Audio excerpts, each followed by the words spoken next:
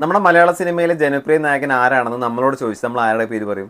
ഞാൻ പറയുക ജനപ്രിയ നായകൻ എന്ന് പറഞ്ഞാൽ ദിലീപ് തന്നെയായിരിക്കും. ഒട്ടുമിക്ക ആളുകളും അങ്ങനെ തന്നെയായിരിക്കും പറയുക. പക്ഷേ ദിലീപിനെ സംബന്ധിച്ചിടത്തോളം കുറച്ച് കാലങ്ങളായിട്ട് അദ്ദേഹത്തിന് കഷ്ടകാലമാണ്. കാരണം വരുന്ന സിനിമകളൊക്കെ വലിയ വലിയ ബോംബ് സിനിമകളായിട്ടാണ് വരുന്നത്. 8 നിലയിലാണ് പൊട്ടുന്നത്. ഏതൊക്കെയാണ് സിനിമകളെന്നൊന്നും ഞാൻ പറയുന്നില്ല, അതെല്ലാവർക്കും അറിയുന്ന കാര്യമാണ്. പക്ഷേ ഏറെ കാലത്തിന് ശേഷം ദിലീപിന്റെ ഒരു പ്രതീക്ഷയുള്ള ചിത്രം നമ്മുടെ മുന്നിലേക്ക് ഇന്ന് എത്തിയിട്ടുണ്ട്. അത് ഏതാണെന്ന് നോക്കുകയാണെങ്കിൽ രാജേഷ് രാഘവന്റെ തിരക്കഥയിൽ നടനും സംവിധായകനുമായിട്ടുള്ള വിനീത് കുമാർ സംവിധാനം ചെയ്യുന്ന ഏറ്റവും പുതിയ ചിത്രമാണ് പവി കെയർ ടേക്കർ. ഈ ഒരു സിനിമ ഗ്രാൻഡ് പ്രൊഡക്ഷൻസിന്റെ ബാനറിൽ ദിലീപ് തന്നെയാണ് നിർമ്മിച്ചിട്ടുള്ളത്.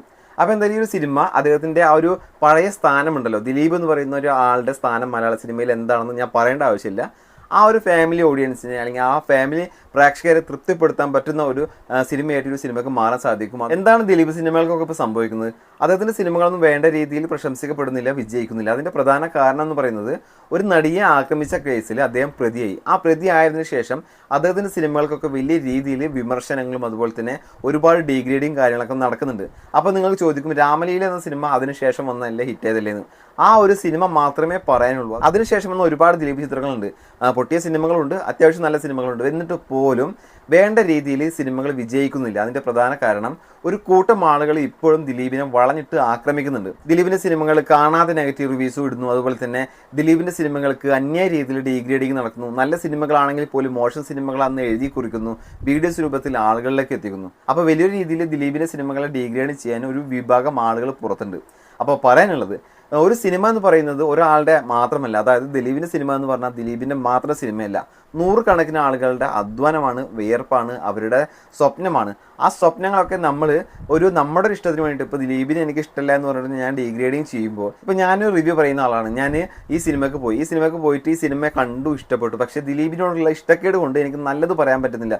ഞാൻ അതിനെ മോശമായി പറഞ്ഞാൽ അത് ഡീഗ്രേഡിങ് ആവും. ആ ഡീഗ്രേഡിങ് ചെയ്യുമ്പോൾ നമ്മൾ വിചാരിക്കുക നമ്മൾ വിജയിച്ചു, ഇത്ര ആളുകൾ കണ്ടല്ലോ, ഇത്ര വ്യൂസ് ഉണ്ടല്ലോ, ഇത്ര ലൈക്ക് ഉണ്ടല്ലോ എന്നൊക്കെ നമ്മൾ വിചാരിക്കും. പക്ഷേ ആ ഒരു സിനിമ എന്ന് പറയുന്നത് ദിലീപിൻ്റെ മാത്രം സിനിമയല്ല, ഒരുപാട് ആളുകളുടെ സിനിമയാണ്. അതുകൊണ്ട് തന്നെ നിങ്ങൾ ഒരാളുടെ വ്യക്തിപരമായിട്ടുള്ള ഒരു പ്രശ്നം കൊണ്ട് അദ്ദേഹത്തിന് രൂക്ഷ വിമർശനം നടത്തുമ്പോൾ ഡീഗ്രേഡിങ് ചെയ്യാതെ നോക്കുക. നിങ്ങൾ സിനിമ കണ്ടിട്ട് ഇഷ്ടപ്പെട്ടില്ല എന്ന് പറഞ്ഞാൽ ഒരു കുഴപ്പമില്ല. ഇഷ്ടപ്പെട്ട് കഴിഞ്ഞാൽ എന്തായാലും അത് ഇഷ്ടപ്പെട്ടു എന്ന് പറയാനുള്ള മനസ്സ് നമ്മൾ കാണിക്കണം. അപ്പോൾ എന്തായാലും ഈ ഒരു സിനിമയ്ക്ക് എല്ലാവിധ വിജയാശംസകളും നേരുകയാണ്. ഈ സിനിമ എന്തായാലും വിജയിച്ചിട്ട് ദിലീപിൻ്റെ സ്ഥാനം തിരിച്ചു പിടിക്കട്ടെ. പിന്നെ അതുപോലെ തന്നെ ദിലീപിന് പണ്ടത്തെ പോലെ തിയേറ്ററിൽ ഇപ്പോൾ സ്വാധീനമില്ല. ഒരു ദിലീപ് ചിത്രം വരുന്നു എന്ന് അറിയുമ്പോൾ പണ്ടൊക്കെ ആണെങ്കിൽ അത്യാവശ്യം ആളുകൾ ദിലീപ് ചിത്രങ്ങൾക്ക് കയറുമായിരുന്നു. ഇപ്പോൾ അതല്ല അവസ്ഥ.